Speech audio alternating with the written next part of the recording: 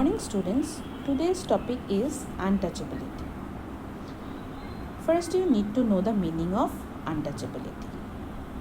Untouchability is an extreme and vicious aspect of the caste system that prescribes strict rules against the members of caste located at the bottom of the purity and pollution scale. Here, the upper caste considered as the pure caste and the lower caste considered as the polluted caste.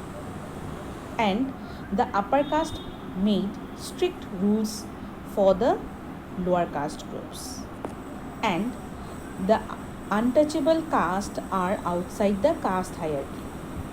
They are considered to be so impure that their mere touch severely pollutes the members of all other castes, and then the particular member of the lower caste who pollute the upper caste used to get terrible punishment. And the upper caste had to perform different ritual activities to purify himself. That means if the shadow of the lower caste fall on the upper caste, at that time the lower caste member gets severe punishment and the upper caste member need to do different ritual activities to purify themselves. In fact, the notion of distance pollution existed in many regions of India, particularly in the southern part of India, and the mere presence or the shadow of an untouchable person is considered polluting. Okay, so untouchability has three dimensions. First is exclusion, second is subordination and humiliation, third is exploitation. Now see the first dimension. Dalits were not included in any public activity or in any group. They experience forms of exclusion that are unique and not practiced against other groups, and they were excluded in the form of prohibition from sharing same drinking water sources, or they were prohibited from participating in collective religious worship, social ceremonies and festivals.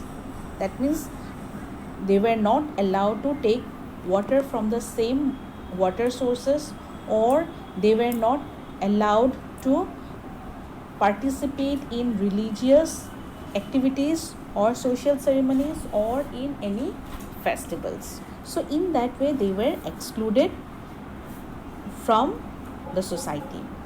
Secondly, subordination and humiliation. So lower caste groups were subordinated by the upper caste, and they were forced to play drums in religious events. At the time, people were forced to play drums in religious events, and that was considered as humiliating. So the upper caste people forced the lower caste people to play drum in the religious events. Moreover, they had to take off their headgear in front of upper caste and carrying footwear in hand. That means they were not allowed to wear footwear in front of upper caste. Standing with bowed head and not wearing clean or bright clothes. So lower caste members were not allowed to wear clean clothes. That means lower caste, that means they had to wear dirty clothes. Third is exploitation. Untouchability is almost always associated with economic exploitation of various kinds, most commonly through the imposition of forced unpaid or the confiscation of property. That means lower caste members were forced to work for the upper caste members, and if they work for the upper caste member. Sometimes the lower caste get wages, or sometimes they had to work free of cost. Moreover, lower caste members were not allowed to amass wealth, or they cannot have property. So if they have property at that time, the upper caste members confiscate their property. Okay, so these are the three dimensions of untouchability. Exclusion, that means they were not included in the group. Subordination, humiliation means they were subordinated, they were tortured in different ways, they were humiliated. Third is exploitation, that means they were exploited by the upper caste. The so-called untouchables have been referred to collectively by many names over the centuries. In fact, many of the names continue to be used as forms of abuse even today. Even though their use is now a criminal offense, Mahatma Gandhi had popularized the term Harijan, which means children of God. I think all of you know that. In the 1930s, to counter the pejorative charge carried by caste names. So this is important for 1 mark question. So try to remember this sentence. The ex-untouchable communities and their leaders have coined the term Dalit, which is used to refer to these groups at present. In Indian languages, the term Dalit means downtrodden and conveys the sense of an oppressed people.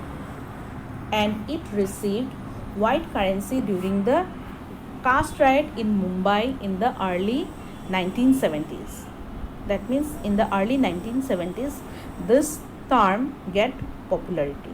Every sections of people get to know about the term during the riot of Dalits. In which place? In Mumbai in 1970s. The Dalit Panthers are radical group. I think you know the meaning of radical. Radical means the group which want drastic change in the society, who want to bring drastic change. So that Dalit Panthers emerged in Western India during that time. That means during the riot in Mumbai. Use the term to assert their identity as part of their struggle for rights and dignity. As you know that Dalit people started the riot for their own dignity, for their own rights, because Dalits were humiliated and subordinated, they were not respected in the society. So they start the riot against those upper caste people. Okay, so this much for today. Thank you.